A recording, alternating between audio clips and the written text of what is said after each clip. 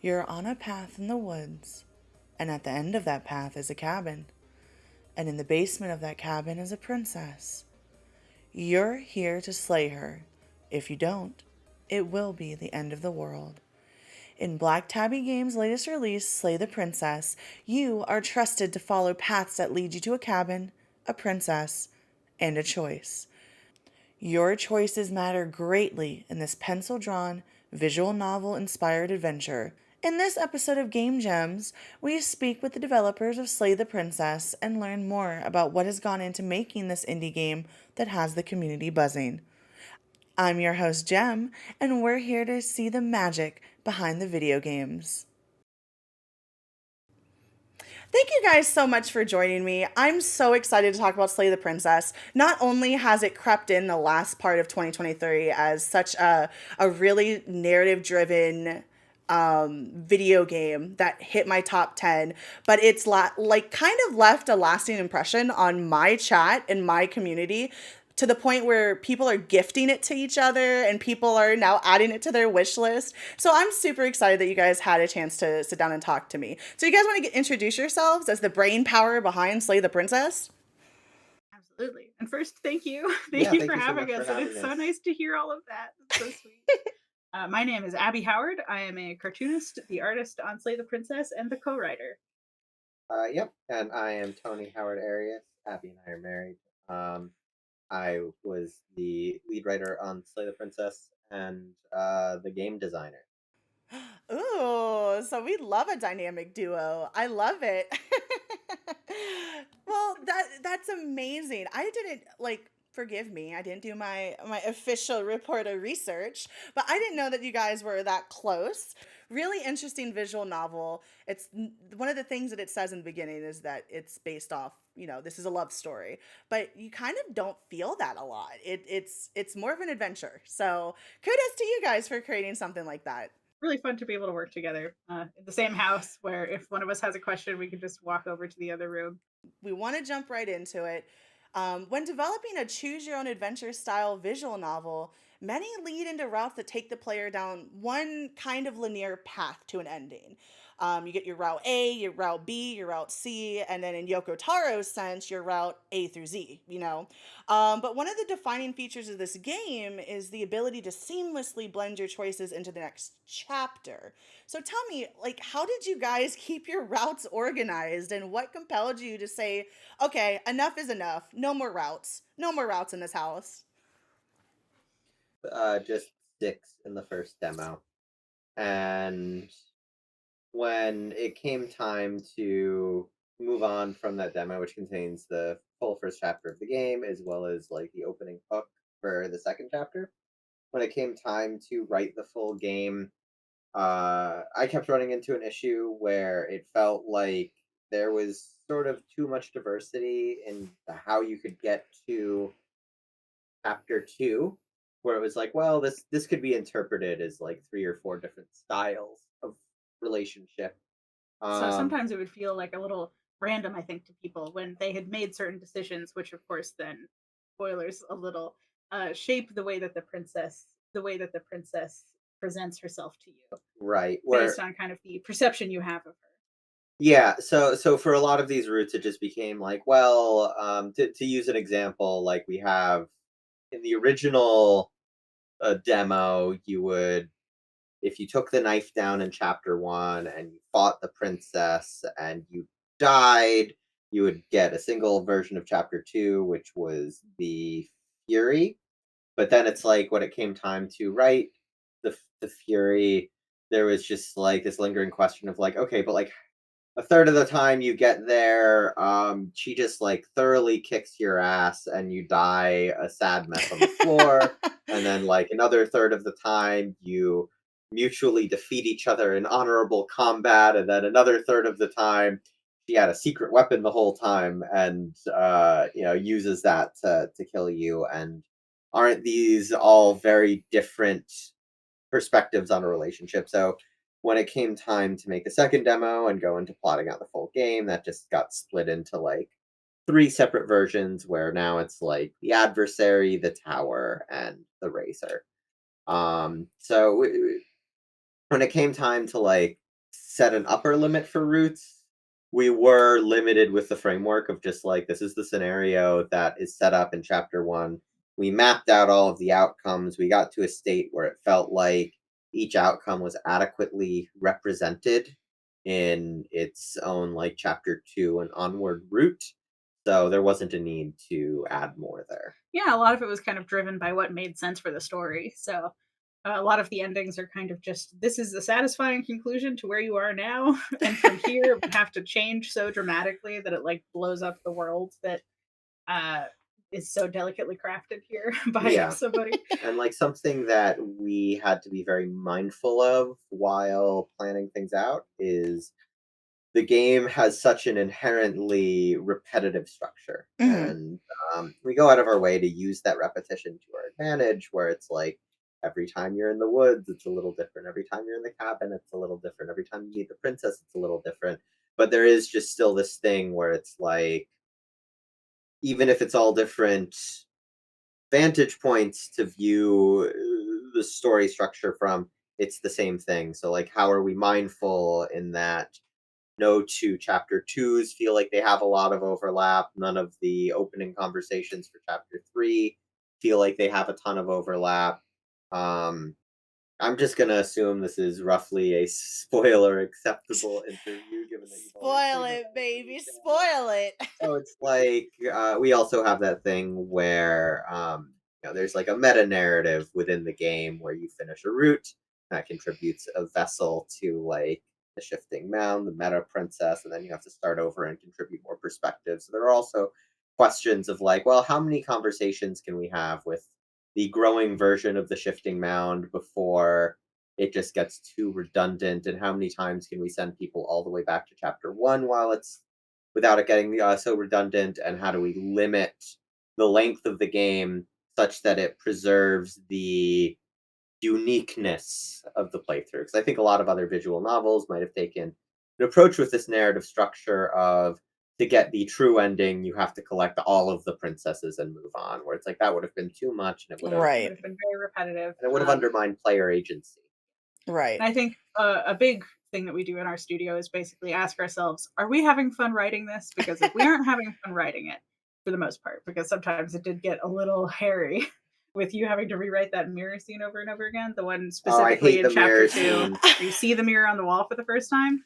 I think the Yeah. mirror is worse in chapter three, because when you see it on the wall, it's just like, yeah, I've copy pasted it and I've changed one line of dialogue, and it's like an explore option. So I can assume after a certain point, if people don't want to see the extra line change for the mirror, they're just going to stop clicking it. Right. But But then in in chapter chapter three, three, the mirror forces you to engage with it, which and then you have all these extra little guys in your head who all have something to say about the mirror. Uh, So yeah, and of yes. course then you have to also take into account whether or not you have clicked on the mirror in chapter two. So anyway, so that was a yes, little or repetitive and mentioned difficult. the mirror in chapter three before approaching it. Yes, Like, but uh, at the end of the day, if we are not having fun writing something, then people are probably not going to have fun playing it. So that's kind of our ethos as a studio. And as That's for how we yeah. keep everything straight, we just do it. Did Unfortunately. you have sticky notes? Did y'all get a G doc and do your best line graphs? How? I can barely keep my I underwear straight. Good I lord. put everything directly into RenPy and just use that as my spreadsheet. There's Ren'Py a is very yeah. complicated file structure. Um, And then that file structure is just very useful for keeping track of where all your little parts are. And then, yeah, honestly, like I've used a couple of software things now for writing Scarlet Hollow where I do the first draft for it. And RenPy is honestly the best one. Just writing it directly into the engine keeps track of all of your little parts pretty well. like flowcharts work great up into a point, but especially if you're looking at things where an earlier decision has like a cascading effect on the Mhm. narrative, um, flowcharts just like quickly become unusable. So, like to use an example in Slay the Princess, which version of what was formerly the Fury in the old demo you get, the Razor, the Tower, the adversary, is like dependent on some pretty innocent quote unquote optional dialogue options you either do or don't take earlier in that chapter, and it's Right. like, how do you factor, oh yeah, 5 menus ago you picked this thing wondering if she has a knife. um how do you factor that into a flowchart? And it gets more complicated in Right. Scarlet Hollow, where like for a lot of our characters there's just very complicated permutations on their world states. Like there's one character, Oscar, who has like 4 major decisions that kind of change his life. So he's He's all over the he place. He's sits in like combination of these 12 things. different dudes at this point. Right. Where Oh it's my like gosh. Yeah. we use instead of like a basic single axis approval system in Scarlet Hollow, each character has like 5 axes for how they view the player. And we often like pull from multiple axes to decide how a scene is going to go, or what sprites we're displaying, or what information is revealed. um which again, it's like, especially because those axes are all point driven, there's no real way to embody that in a flowchart. So it just reaches a point Right. for us where we have to keep track of things by putting it in code and Just making remember an it. outline around that, and then holding it in our heads. Oh, I am never gonna make a video game if that's what it takes. Yeah, because it becomes, from my world, my non VTuber world, it sounds like it's conditional logic. If something Yeah. does this, show why, but on crack, essentially. Yeah, Yeah. yeah. Like if your like emotional openness score with this character is this many points more than like their closed offness score, Ugh, and there you have an adversarial relationship with them, and this You other said flag this is thing met. in episode Yeah, 1. then they there's get too this line. We much. get this new scene. Yeah. Yeah, Well, it seems like you guys really put some thought into how the organization was going to work, because it not as much as we played in the last couple streams, nothing felt repetitive. Like besides the whole, there's a cabin, there's a princess, and you must slay her. That repetition is familiar. That repetition is, right.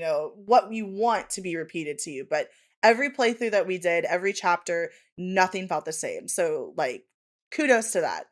Thank you. Thank you so much. And you mentioned, some of the things got left, you bettered the game from the demo to the release. So did we play the game that was kind of close to the first draft, or what was left on the drafting floor? Like, is there something that you wish made it into the game that didn't get made into the game? Which made it into the game that didn't? Absolutely not. Yeah, I think a big thing to keep in mind with stuff like the demos is like that's really all that existed at the time, and Right. so everything after that was building off of that versus cutting anything necessarily. Right. With the Nice. exception of like the designs of the early Stranger, which was mostly just we hadn't figured out how we wanted to represent that idea Yeah. yet. Or Mhm. there were some things like pre first demo or between the two demos that were like, well, I wouldn't even call it a first draft, more so like this is the idea for the overarching Right. conceptual flow of the story, but it hasn't been written out in detail, and then it's like you try writing that out and then it doesn't work. So like originally, instead of having the shifting mound is this meta piece tying it together, Right. each princess would have had like 3 or 4 additional chapters where that relationship just starts getting worse or it starts changing, and then there would still be like this awakening to godhood, but it would be an awakening that was more unique to that princess, and that kind of led to exponential Right. scaling issues that And it led was to, definitely repetitive. yeah, repetitiveness issues where it's like, you know moving the adversary into the eye of the needle is like an appropriate escalation of that character, but like, what would we have done if we had to escalate 2 more Right. times? Like, how Because it much? becomes bigger than what the game is meant to be. It becomes Right, a larger scale, that in the concept, in the heart of the game, it grows too big, essentially. And it's like, how much can you reasonably or meaningfully explore there? Yeah, I Right. Uh, feel a lot of it would wind up being, oh look, she's bigger now. I think She's bigger I again. mean, more princess waifus is tempting, but I also would love to design just like, and here's when she's right. really big, and here she is in god form for like each and every one of these Like princesses. this comes back to a growing struggle I've had with a lot of video games, especially as I've grown older and gotten busier and had less time, and that is video games are too goddamn long. mhm. Uh, I had a fun time with Baldur's Gate 3, but like, did it need to be 150 hours? I don't know. I just started Baldur's Gate 3 back up, and I took a break for a reason right before the end of Act 2, and then I just got to the city last stream, and I'm like, I have to do like 50 quests just to bang somebody? Good lord. It's so overwhelming. So it's like I personally I've really grown to value like those tight narrative experiences that Right, are 12 hours or less, or maybe if they're like wildly deeper complex or like pushing 20. right. Because like I can do that in a couple days and I can take something from that and then move on. So those are the kind of games that we try and make where it's like we would much rather put our resources into um very personalized versions of the narrative that Mhm.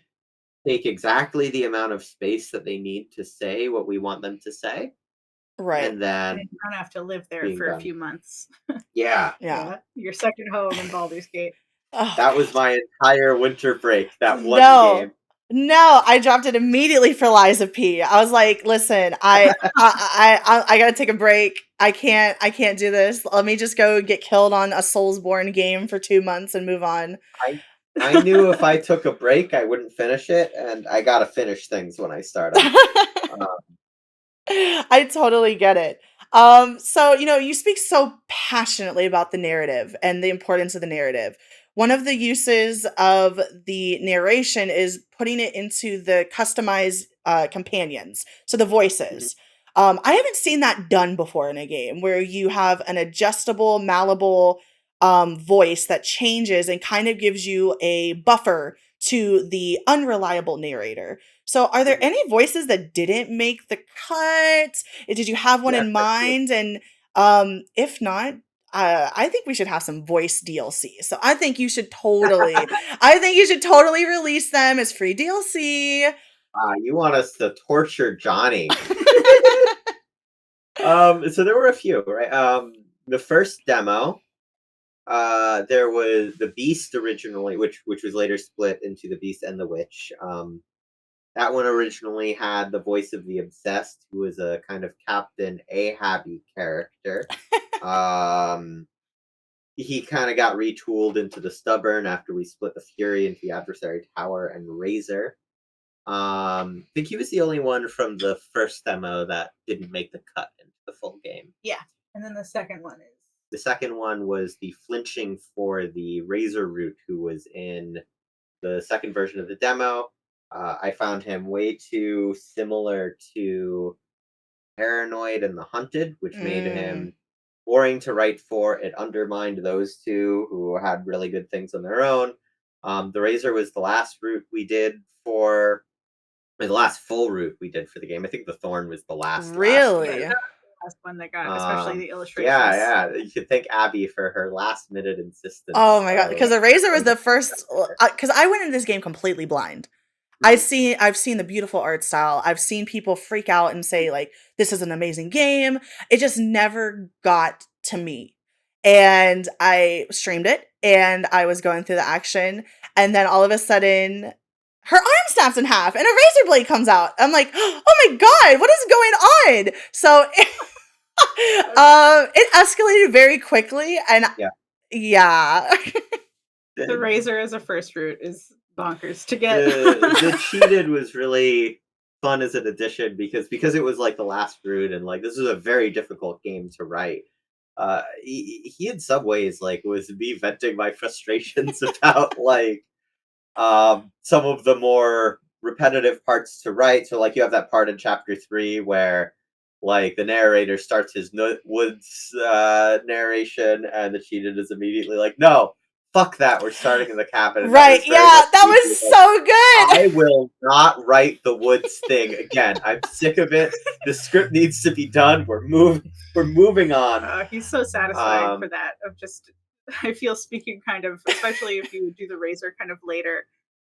Just speaking to the frustration of like, again, we're doing it again. Right. And like he fits like the vibe of the root better where like, oh no, someone's going to stab me. Like Yeah, it yeah, isn't we all very get it. interesting What are you in gonna a horror do? like Stab me, bro? Like, yeah. Yeah. So then Um having him recognize it as like, this is bullshit this and is all unfair. I bullshit. killed her and she came back to life, or Let's why the see right. fuck does she have a if weapon? we can Sorry for collect. cussing. Um Let's see if we can collect more guys, and let's see if that helps. Kind of gamifying it. So yeah. it's really fun. Oh my gosh, yeah, the ways that the routes go always took me by surprise. I never got bored. I never sat and just went, "Okay, we're going through this. Click click click click click." I tried to pay attention to the little subtle changes, and I was just overall like it wasn't what you would have expected. And that goes into our next question. So, when we talk about the princess, listen, I don't know if you've seen Barbie yet, but she's so Margot Robbie stereotypical Barbie coded, it hurts. She's presented she's presented as this representation at first as this damsel, this person that you're being told to slay, but she's kind of like helpless. Does it feel right? Do you morally feel right? So can you describe why you wanted to go with that initial like representation of the princess, and did you have any inspiration of pulling for her visual design and her mannerisms? So one thing I'll add before we get to this is that's only your first impression if you go down without the knife. If you go down with the knife, she's more openly hostile to you. That's She's true. more aggressive. So it's like really where we started from, and the whole starting point of this project was let's make a horror game about a monster who is like a reflection of your perceptions. So Oh. you have to be given incomplete information that feels untrustworthy to deal with her. And then yeah, at some point Abby added the princess spin. Great. It just felt right. What was she before? Was she just a damsel? She was nothing. She was just a prisoner. This is one of those things where it's like this was I an think it was idea like we a had for less than a day I think it before was it a got half iterated hour on. Yeah. conversation. So for the first half hour that the princess existed, she did not have a She did not face. have a real concrete identity. Yeah. It's always funny, like when we talk about origin stories for different ideas, where it's like for our other game, Scarlet Hollow, we sometimes talk about how it was originally conceived of as more of a loose anthology without an overarching narrative, and then sometimes people are like, oh, like I really want to see this version of it and all the work you did before switching over, and why did you switch over? Yes, all And it's 2 all like, hours. well, we had that idea for 2 hours Yeah. and talked about it and then moved on to the next thing. Yeah. It's just Wow. how the whole process works. Yeah. Wow. So visually, I do want to know, why does she look the way that she does? She's given Princess Peach kind of like a run for her money with the stereotypical like sassiness of her, but how dainty and how like not weak she looks, but she's so guarded. So did you have any Mhm. visual representation, girl? Did you open a Pinterest board? You got to tell me. I did perhaps peruse Pinterest for specifically the dress design. But Nice. it was very much drawing on Disney princesses kind of manga aesthetics as much as I could muster at the time. I got better at that, especially for the damsel, but my last experience trying to draw manga was probably middle school and I was not good at it then. So Everybody. Yep, everybody. And drawing that damn those S buttons. symbol nobody knows the origin of. I still can't draw the S good. All these years. But yeah, so she's kind of an archetype of what you would expect to find if you were told there is a princess here.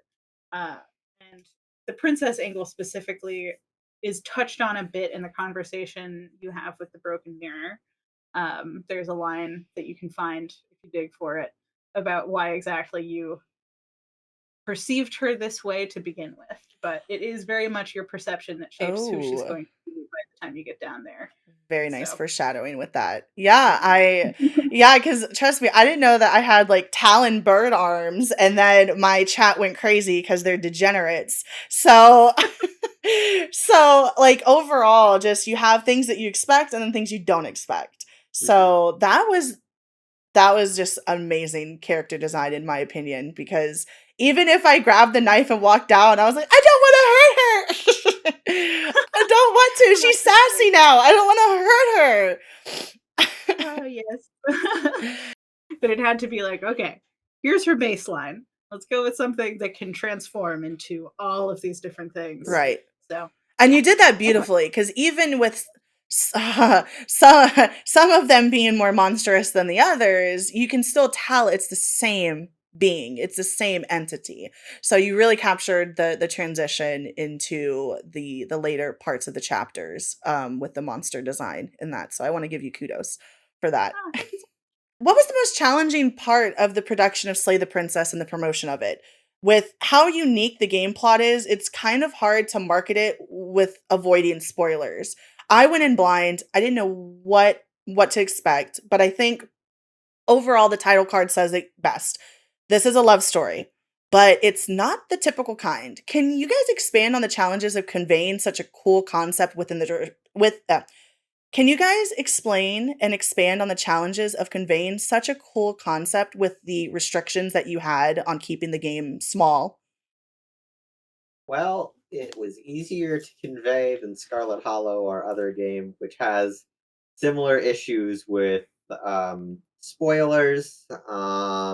But also that one has a core premise that's like a two-paragraph long pitch. Like, Mhm. oh yeah, so your aunt you've never heard of died, and you're in town for this funeral, and your grumpy cousin's there, and like stuff gets weird, Yeah, and but like it's this really, whole thing. you don't really know what you're in for until you hit the writing, and then Right. Right. you a Um, lot of people just have a lot of fun with it. So Slay Slay the Princess was like a little easier in the sense that the narrator has so much personality and is so immediately sus.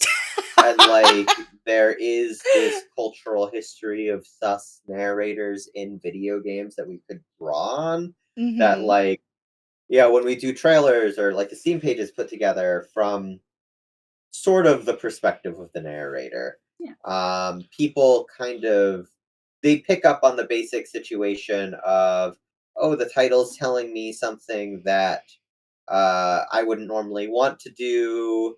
Um, I don't trust this I don't guy. trust this Right. But guy. what's What can I going do on? about it? Yeah, it's Yeah, like the mystery Right. is within the very Steam page itself. Like you can pick up on the mystery almost right away just from the Right. image. right. Or just like that capsule art of like That's what I slay the was saying. princess, Yeah, please don't. Yeah, and it's like, why would I? Right. What's on here? So And yeah, I and think it's it's and very it's really intriguing. important to not give away all of the shock and all of the mystery behind it, but you want people to be hooked in. So yeah. I tried. People said don't look the spoilers up, don't do anything. I just love this game. And then it was gifted to me during the Steam Christmas sale, and I was like, okay, next day it's on my schedule. That's wonderful. Yeah. Yeah, I feel word of mouth really does us a lot of favors there because we aren't allowed to necessarily talk about here's why you should play our game as much as like we now are allowed to kind of We talk put spoilers a bit. But like this has more so been the case for Scarlet Hollow, but there have been times that we have tweeted like the most nothing spoilers for an episode that's been out for like 2 years, and someone inevitably in the comments will be like, "I can't believe you're spoiling the game on Twitter. How could you?" And I'm it's just like we like, have to market "What it. are we supposed to do?" We have to show you the cool parts so Yeah, you know that there's cool parts in Right. it. You're just like, So guys, you'll never believe what Soylent Green is. You'll never yeah, believe it. to find out. yeah. But yeah, with the princess, at the very least, like I think the structure is unusual enough that we can post an image from the game and people will think, well, how does that happen? Right. Where is that? Yeah, what is this game? I think is more what they think when they see some of the images from it. So Yeah. that helps a lot. Yeah, that is such a good community to have because unfortunately Twitter can be very sensitive to things. I think everybody knows that. And to be as bold as you are with your marketing and as casual, because I love seeing how it's not even social media managers. I just see how people run their Twitter.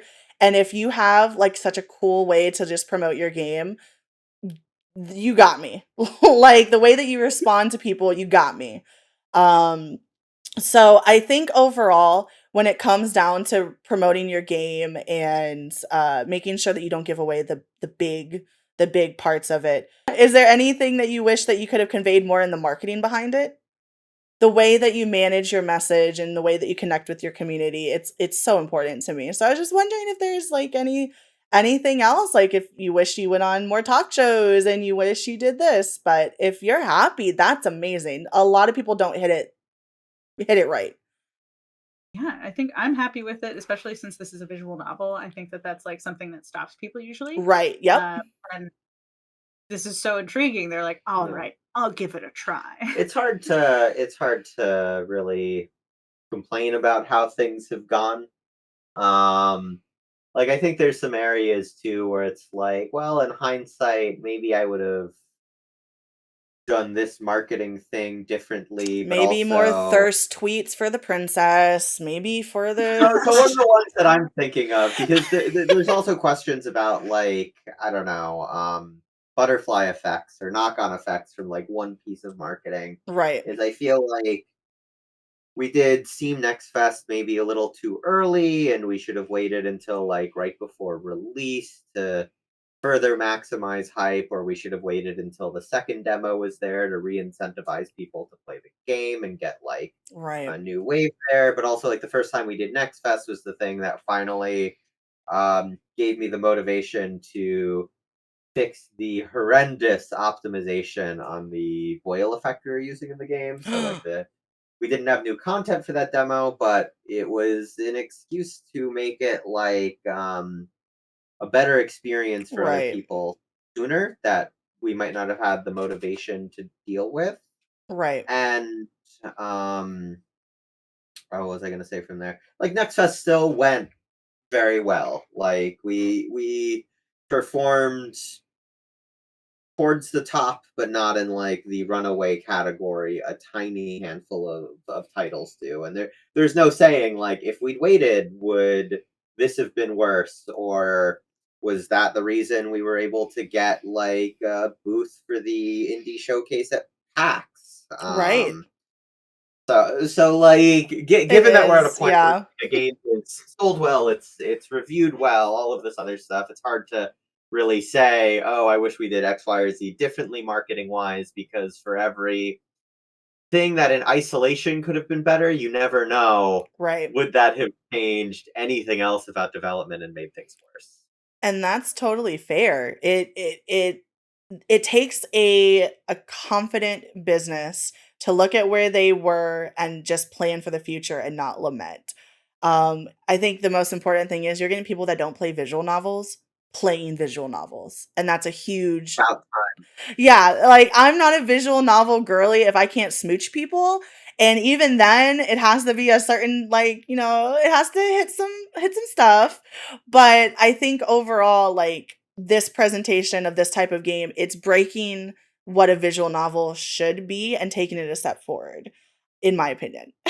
I think visual novels in general are just like a deeply underappreciated medium Right. that and I think that's the case for many reasons. I think there's an optics thing where one like they're one of the from a coding perspective one of if not the easiest type of game to put together, Yeah. which means that the market is inevitably flooded. So Yeah. like sometimes people lose more professional projects in an ocean of like, this is my first video game and I'm releasing it on Steam and I'm excited, but it's like, you know, it's great that everyone can publish things on Steam, but it can be hard to find The head above water, the essentially. genre. Yeah.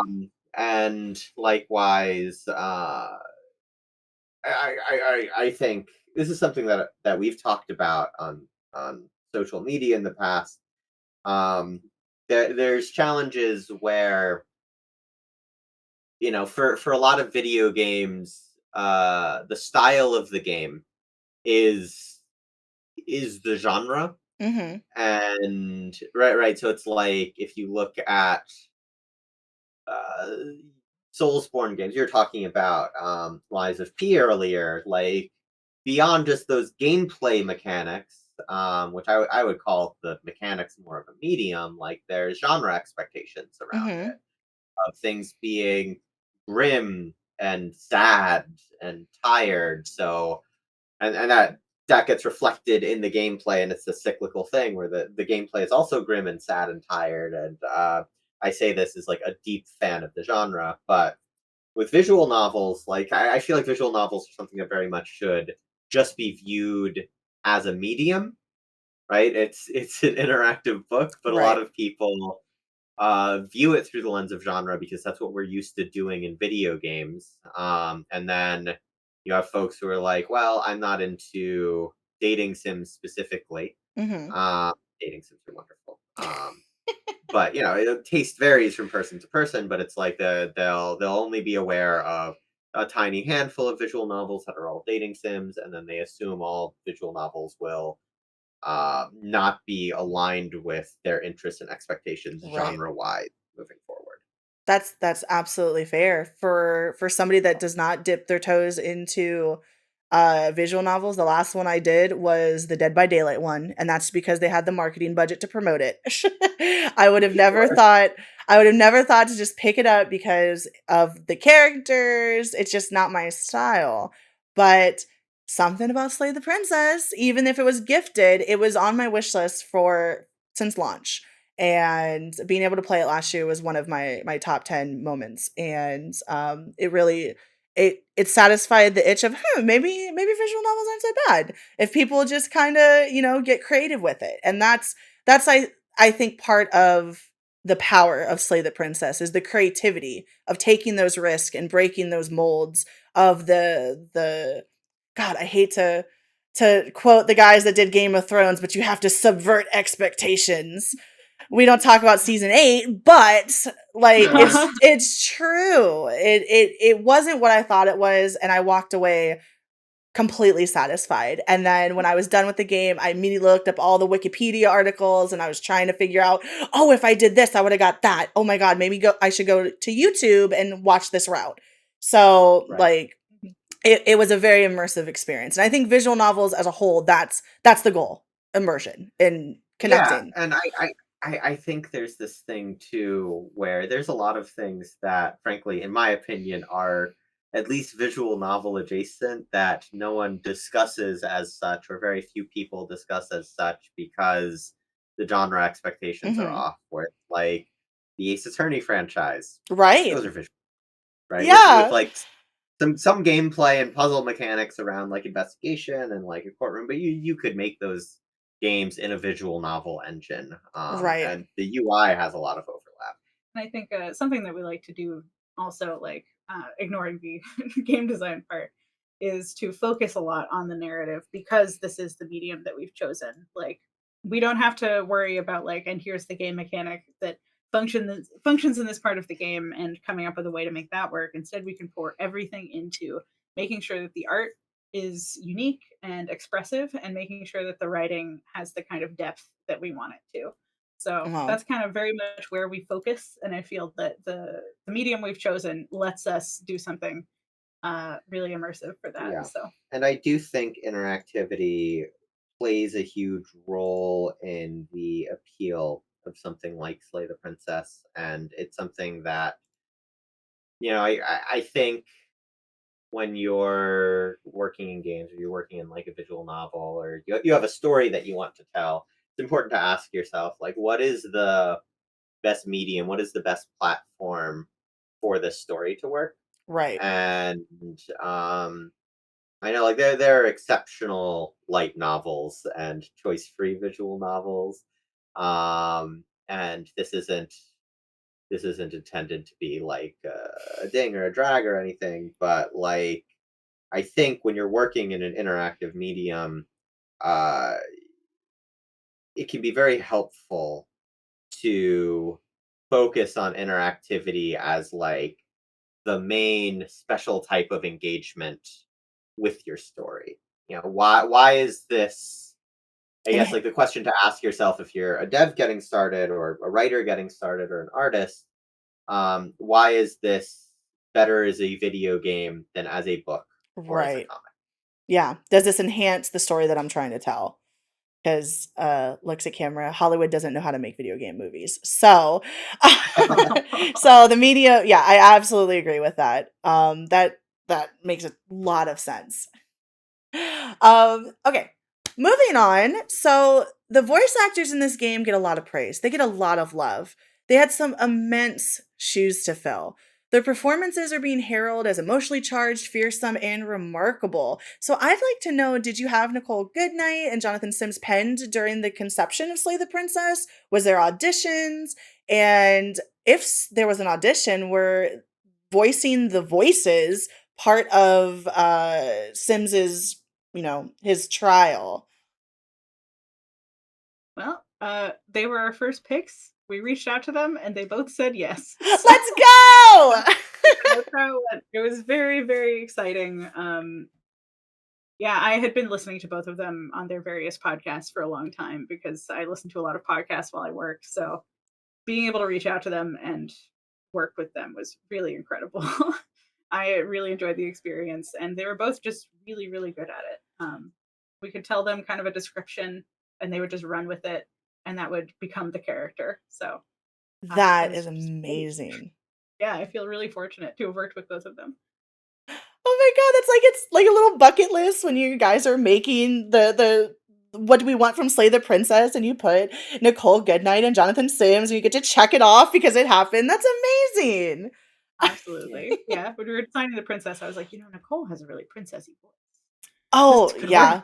So, Well, she has a princessy voice and she has a scary voice. Yeah, I mean she has the range, as they say. Yes. Yes, the range was amazing, and I think that they conveyed so many emotions without having to dig into, like, the stereotypical portrayal of their roles, and it was nothing from that game voice-wise, like, took away from it. Everything was so nicely balanced, and I think that that was just, like, the little cherry on top of an amazing game that was pretty and written well is, "Oh, yay, it has nice voice actors."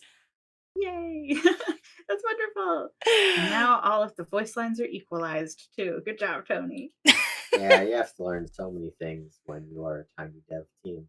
Audio editing was a first year for me. It was very challenging. Yes, you should hear my TikToks that I mix. Sometimes they're quite horrible. I am not an audio mixer.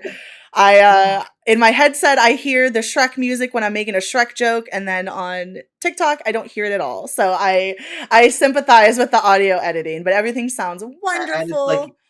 Mhm. so many different people have different hearing ranges where it's like occasionally somebody with very sensitive hearing will be like, I can hear this high pitched sound in the background on these three voice lines, and they send them to me, and I'm like, even headphones in. Sorry, I'm 31. I can't hear that high anymore. I didn't wait. Uh, I didn't know that dogs were emailing you. What? yeah, Tony would go into an absolute state every time it was audio editing time of just not being able to hear anything. Like we would turn on a YouTube video and Tony would be like, I can hear the liquid in this person's mouth sloshing around. No. Oh No. no. Well, I trust me. As soon as we're done with this interview, I'm gonna be in audio editing hell. So we are comrades in arms with that. Sorry for any mouth sounds I've No, made. Yeah, I try to no, stop it these days to go to get around that. no. No, because it's been enough time since I've done audio editing that the madness has subsided. It'll be back. It will come back. Yay! Now We're I'm not getting gonna have spoiled in another my mouth. Daenerys moment with the city getting burnt down. uh, when we're talking about the like what makes a game special, in my opinion, it's when the developers really put their heart and soul into it. So my number one thing, I'm all about Easter eggs. I love little niches that people sneak in, or mannerisms that they sneak in. It's no secret that people spend so much time in front of a computer building a game. And with the writing and the art for Slay the Princess, you both had the opportunity to slip things in. So, was there any little pieces that were left behind? Like in our last episode of Game Gems, we had Rewind or Die's game dev Mike, and he used his dog as one of the modeling of a character in the game. So, is there what is left behind in Slay the Princess from you guys directly? So I will say, Scarlet Hollow has more Easter eggs in it. Yeah. Challenge with Slay the Princess is it takes place in such a surreal environment Mhm. that like Mhm. we had to be exceptionally careful to avoid a bunch of things that would evoke too much of the real world because Mhm. of lore implications. And then occasionally someone will still point out like, wow, so this idiom is in the game. Like one of them, there's a Reddit post specifically pointing out the idiom "a bridge too far," which apparently was something that came from Operation Market Garden in World War II. Oh my It's like, oh, did god. World War II or a similar event happen in this universe? It's just like, no, I didn't know the origin of that one. And It's if the I knew, I probably would have cut it. pull a Yeah, there was Um, one. Marvel. It's a Yeah, multiverse. there It's was a one. multiverse. Move on. I think it was navel gazing. navel We gazing, had and to then get it's rid like, of it because oh, you're a but you're a weird bird. bird. You don't have a Oh navel. my god. Yeah. um, yeah. So, but like in Scarlet Hollow, there's little plushies of our pets in it. Abby is amazing in that game at putting the most fun little details and backgrounds that sometimes are just little jokes, or sometimes they tell Something about tragic the. details Mhm. about a character. Like one detail that took me an embarrassingly long time to notice, and I wasn't aware of until someone on our Discord pointed it out. Is like there's a character in Scarlet Hollow whose parents died when she was a young adult, and like there's a couple pairs of shoes next to her door that are just like covered in cobwebs, and it's like these are her parents' shoes that she hasn't touched, and like that's Dumb. just one of the many Dumb. egregious details that Abby puts into things. I would say like for Slay the Princess, a lot of it is just there are some weird niche scenarios that are very hard to find that have unique art there, like when you can flip off the adversary. You can punch the I was about to razor. say, like one of my most Oh favorite sequences is if you get to the razor without the knife in chapter 3, and you can try and fight her without it, and you punch her in the face, and she badly fakes being hurt, and then punches you with a sword arm, and you die. And I think we I did. originally I ended think I did huge that. around that. I Oh, you think did that? That's Nice. wonderful. I Most think people I just do the did. flirt option, and they're like, "Well, I have to do the flirt option," and it's like the flirt option's very fun. But that one where she's just like, "Ow, ow, ow, that hurts so much. What are you made of, metal?" And then, but I am. So as the players are going through, what emotions did you hope that the players were going to feel through their playthrough? It is such an expansive whirlwind game that is nicely bundled into an indie game that is of a shorter length. But I've been kind of on the unfortunate side of feeling so endeared by the princess that I go into simp mode immediately. I fold like a lawn chair, and Excellent. most of the time it backfires. So what was the initial, what did you want players to feel going through? Ah, intense emotion for the most part, of all manners. I especially wanted people to feel like horror and disgust at a lot of the more horrific parts, especially the war scene. So I didn't I get that wanted one. I was this. trying to and I Oh, you kept didn't messing get the war up. scene. Well, yeah, you could see something really icky, and I was like, I Oh. hope this is effective. And then I wanted people to really care about the princess as kind of a complete being without only picking out the nice parts of her, but to see her as a whole, to see her violent side, to see the parts of her that are reacting to you in a Right. way that is unsettling. And I wanted people to take those in as well and say, but it's okay. She is the princess. She loves us. And this is just, she is a complete human being and a god also. But anyway, No, I feel it because the second she told me to kneel, I was on the floor. I was on the floor. I absolutely understand what you mean with that. The princess became more than just like an adversary or somebody that we have to deal with. And I was so interested to see, what am I gonna hate her this time? Am I gonna be like, sympathetic and empathetic? Am I gonna fold for her? Am I going to just let her gleefully kill me this time? There was a lot of emotions. and I think I just wanted people to feel a great connection with the story. Right. Tony, what did you want people to feel? I mean, what you said, connection to the story. Mhm. I think, like, Perhaps at a the end of the relationship day, with death. yeah, and I think at the end of the day, like, the game was sort of designed to be an imperfect mirror, and that in that, for the player, and that in that imperfection, uh, it forces them to engage with things in a way that would be different than if it were a more obvious mirror. Right. I think that's one of the big values of storytelling and art, and particularly interactive storytelling, where players have an opportunity to be a part of what they're experiencing. Right. No, that's I think you've nailed that completely. There's been so much buzz around this game, and for good reason. There's such care in tailoring this love story that isn't as simple as go save the princess, go slay the princess. There's so many choices that make you question your morals the entire time.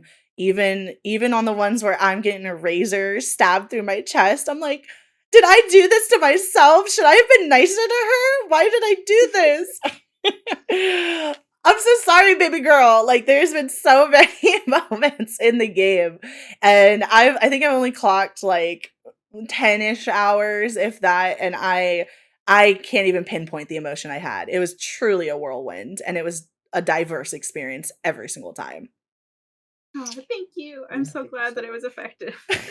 Yeah, you did an amazing job, guys. Um, so you guys had a game prior that keeps getting brought up. I unfortunately have not had a chance to play this. Now it is on my to-do list. Scarlet Hollow, which was released back in 2021. I understand that the enjoyers of Slay the Princess would also enjoy that title. Are there any connections between the two? And if there are, could you elaborate on that connection? And if not, did you have anything that you learned from Scarlet Hollow apply to Slay the Princess? Well, there's one pretty strong connection, which is we've made both games. Yeah. We made a video game and it's an Listen, episodic game, so it's still being Yeah. released. But listen, that's we too made easy, guys. Come on. oh man, I guess definitely understanding the amount of time that a given act will take was definitely really important. So for this one, it was supposed to be kind of a scaled back project from what Scarlet Hollow is, because Scarlet Hollow is massive and beautiful and complex and takes a lot more time to make. So this was supposed to be working within a set of constraints. What can we make in order to make enough money to keep making Scarlet Hollow, basically? And to make something also important to Yes, us. we value both of our projects very much. Yes, Yes, we it have was no not just favorite child. and it was not just like a marketing ploy, which I know sometimes this kind of sounds Oh, like that's I what mean, we're like, saying, look, but there's this frustrating thing when you are a public figure, even a very small public figure like our studio, where it's very hard to convey like nuanced situations in Hmm. short statements that people don't just read their specific reading into and run with it. So it's like, Slay the Princess came about in part because I had a lot of downtime between episodes that was mostly spent doing social media management and talking to publishers and stuff like that. And it was just like, it felt like a better use of my time for marketing would just be make another project that has lower art demands than Scarlet Hollow. Right. So we can just have two things going at once. And it's like some people will see, a post or a story about that and be like, oh, I see. So Slay the Princess was actually like this cynical thing or a cash grab or whatever, blocking your passion project. And then some people will be like, well, why isn't either Scarlet Hollow or Slay the Princess, whichever one that I like more, the passion project of the studio. And it's like we cared about both of these things tremendously. I'm There should gonna Yeah, be need really multiple a things we could list use. of I'm gonna need a list of Twitter users who have said that to you, and I will personally DM them, and I will get myself banned. I'm so sorry that happens. Oh, it's just part of yeah. At a certain the point, no job. matter what you say, someone will find a way to get mad at you about it. Yeah. It's quite something you have to deal with, but I at least have had a lot of experience being online. Like I was a cartoonist for 10 years before this, so Oh. I have some experience with being a person on the internet. And I know at a certain point, like, people are just going to say stuff to you. It's very few people who say these things, Yeah, But right? they for the It's most just stick. part, like, like, But they people are stick. so nice. but Yeah, if they sure you're do. but if you're exposed to tens of thousands of people, it only takes like 0.01% of them to say Right. something for it to become a Yeah. Yeah. trend. But, hmm, It also, like, not to get trauma in our chat, but it's difficult to rise above when you're getting like the serotonin of great job, and then someone goes womp womp womp womp, and they like ruin the vibe. So I think even though I haven't played Scarlet Hollow, it you're able to make multiple games. You're only on this earth for a set amount of time. Why not be busy doing multiple projects that bring you joy in different ways? absolutely. Exactly. Yeah, we could die tomorrow. Well, Who don't say will? that. The princess hasn't escaped the cabin, so I don't think we're dying tomorrow on that. Yeah, only a matter of time, girl. One of these universes will give One in. of them. So we're reaching the end of our interview. So I have one final question. It's not the 10th question. It is the 11th question that my lovely moderator, Ray, who is also my husband, he wanted me to ask. So pulling from the creative chances that you guys have taken from this story, has this inspired any ideas for future projects that you can get yelled at on Twitter for working on while you finish Slay the Princess? What can we expect from you guys in 2024? Well, in 2024, we are going to be working on Scarlet Hollow as well as the pristine cut for Slay the Princess. And that's kind of it. Yeah. We're Like, working on those simultaneously right now, which is always how it is with writing. Is I'm working on Scarlet Hollow, Tony's working on Slay the Princess, because you can't work on Scarlet Hollow until I'm done with the first draft. yeah, Oh, episode 5 is it's chunky. long, and what was I going to say? Yeah, like I love Slay the Princess, and I'm very very glad that we had the opportunity to make it. But juggling two big projects at the same time has been very difficult and stressful, and it is something that we don't have to do anymore. Mm-hmm. So Yeah. after this year where we do our remaining, like we'll still be doing like things like localizations and ports for Slay the Princess, kind of in the background as we get back to Scarlet Hollow. Right. But it'll be nice to focus on one thing at a time, and we have plans for like a third game, but we are not going to be starting it until we are free once again to focus on a single project. Yeah, the order is Slay the Princess, Pristine Cut, Scarlet Hollow episode 5, the rest of Scarlet Hollow 6 and 7. I finished my webcomic that I had to stop working on years ago because webcomics make you a lot of money and the cost of living kept going up. And then Yeah. Game 3. Oh. Oh. I have my next like 15 years planned out. Goodness gracious, you guys are ambitious. We just love working. Yeah, It's so much fun. Even at night, I'm just like, what can I be doing with my hands? We you love gotta it. We love to see that inspired like desire to work and tell stories and just see your vision come true. It really drives people forward when there's cost of living and rent and mortgage and car payments. sometimes that passion is what has to be the fuel. Yeah. Mhm. So as we wrap up, is there anything else that you guys want to let us know? Anything where we can find you on Twitter or Instagram? Like, give us your elevator speech. Gosh, You can I regret that I still have to post on Twitter. But I still run our studio's Twitter account. That's at Well, Black if you Tabby need Games. somebody to do it, I can raise my hand and manage it. and our joining our Um, Discord is always good if Yep, you want that's to see announcements. discord.gg/Black Tabby Games. We're also on Tumblr and Blue Sky. Never left, baby. Love Tumblr. Abby is at Abby Howard on her various platforms, and then you can also find communities for both of our games on Reddit at r/Slay the Princess and r/Scarlet Hollow. Awesome. Well, guys, thank you so much for joining me on this episode of Game Gems. It has been an absolute joy. I look forward to all of your future endeavors, even though that sounds like I'm firing you guys. I promise it's not. It has been an absolute joy, and congratulations on your success. And I'm just very proud of passionate people making games that you can see that passion through. And that was our episode about Slay the Princess. Thank you once again to Tony and Abby for joining me for this episode of Game Gems.